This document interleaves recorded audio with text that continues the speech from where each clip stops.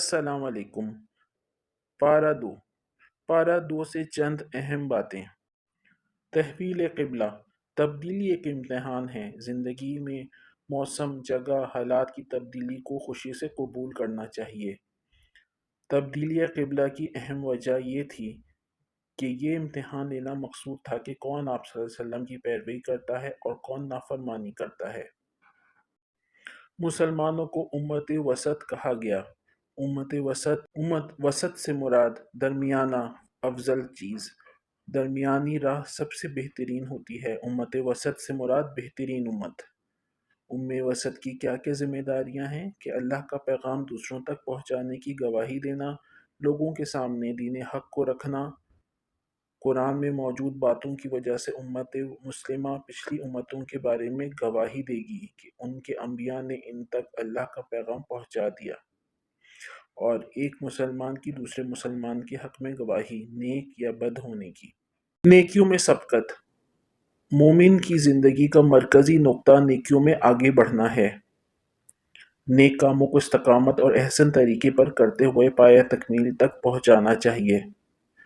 اصل نعمت دین کی ہدایت ہے جو اللہ تعالیٰ نے محمد صلی اللہ علیہ وسلم کو بھیج کر اور قرآن مجید نازل کر کے امت مسلمہ کو عطا کی ہے، اور یہ نعمت باقی نعمتوں کی تکمیل کرتی ہے۔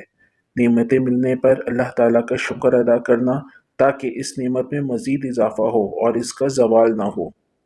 جو اللہ تعالیٰ کا ذکر کرتا ہے اللہ تعالیٰ بھی اسے اپنے ہاں اس کا ذکر فرماتا ہے۔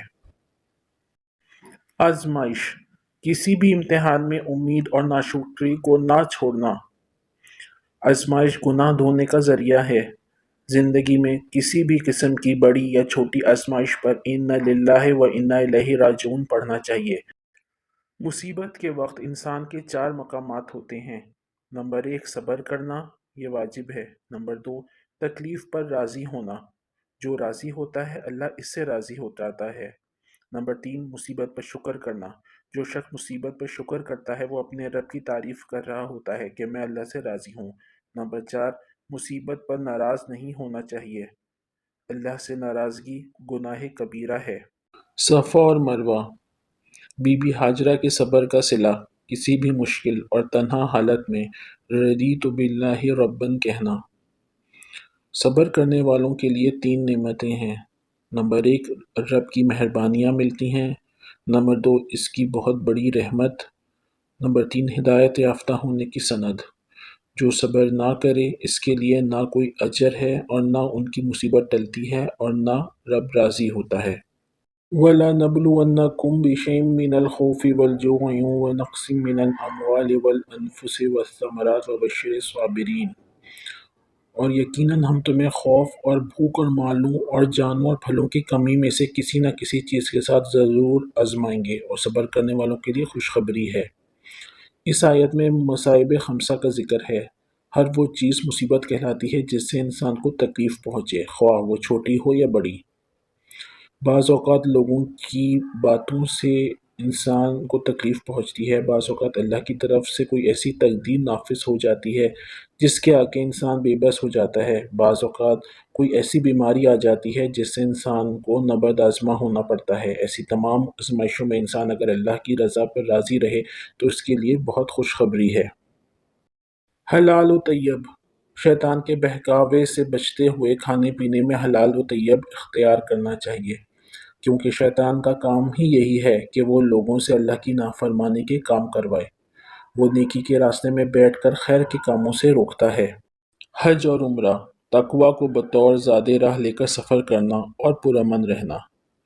مفادات کا تصادم معاشرے اور روایات کے ساتھ قرآنی تعلیمات کے تصادم کی صورت میں حق کا اتباع کرنا۔ بغیر علم کے اللہ کے بارے میں کوئی بھی بات نہیں کرنی۔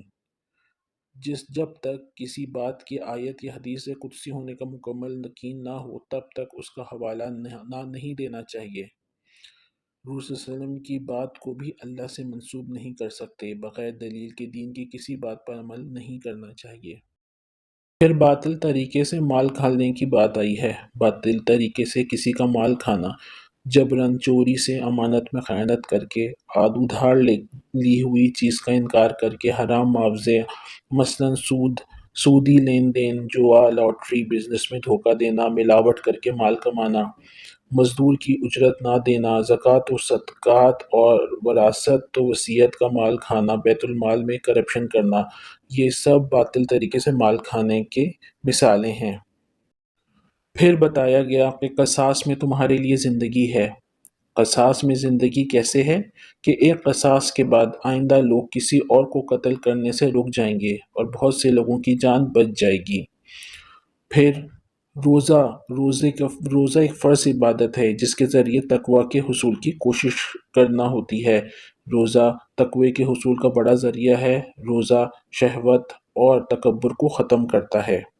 پھر آیت 186 میں بتایا گیا کہ وَإِذَا سَأَلَكَ عِبَادِي عَنِّي فَإِنِّي قَرِيبٌ، کہ اللہ بندے کے قریب ہے، اس لیے بندے کو چاہیے کہ ہر حال میں اللہ ہی سے دعا کرے اور اسی کو پکارے۔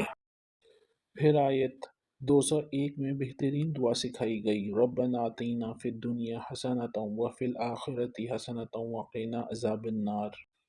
یعنی انسان کو یہ بتایا جا رہا ہے کہ صرف دنیا طلبی ہی میں نہیں لگے رہنا چاہیے، بلکہ دنیا کی بھلائی کے ساتھ آخرت کی بھی بھلائی مانگنی چاہیے۔ پھر آیت 216 میں یہ بتایا جا رہا ہے کہ اللہ تعالیٰ ہماری بھلائی کو ہم سے زیادہ جانتا ہے، اس لیے مرضی کے خلاف ہونے والے کاموں میں مایوس نہیں ہونا چاہیے۔ آیت نمبر 221 میں عقیدے کی اہمیت واضح کی گئی کہ شادی بیاہ کے معاملات میں عقیدے پر سمجھوتہ نہیں کرنا چاہیے، کسی شرک کرنے والے سے زندگی کا اہم تعلق قائم نہیں کرنا۔ قانون طلاق، پھر قانون طلاق کا ذکر کیا کہ طلاق دیتے ہوئے بھی احسان کا معاملہ کرتے ہوئے بھلے طریقے کے ساتھ ایک دوسرے سے جدا ہونا چاہیے۔ بیوہ 4 ماہ 10 دن عدت گزارے اور پھر معروف طریقے سے نئے نکاح کے بارے میں فیصلہ کرنے کا اختیار رکھتی ہے۔ وہ خدمت دین، درست نیت، خوب محنت اور بہت دعا کے ساتھ دین کی خدمت کے لیے نکلنا چاہیے۔ آئیے نیکیوں میں آگے سے آگے بڑھنے کی کوشش کریں۔ فَاسْتَبِقُوا الْخَيْرَاتِ، جو دنیا میں نیکیوں کی طرف سبقت کرے گا وہ آخرت میں بھی سبقت لے جائے گا۔ اس کے علاوہ پارہ 1 میں ایک بہت اہم بات گزری ہے۔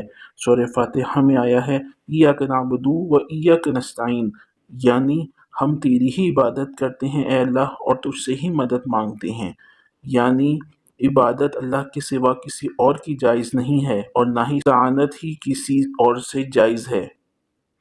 ان الفاظ سے شرک کا سدباب کر دیا گیا۔ جزاک اللہ خیرا کثیرا۔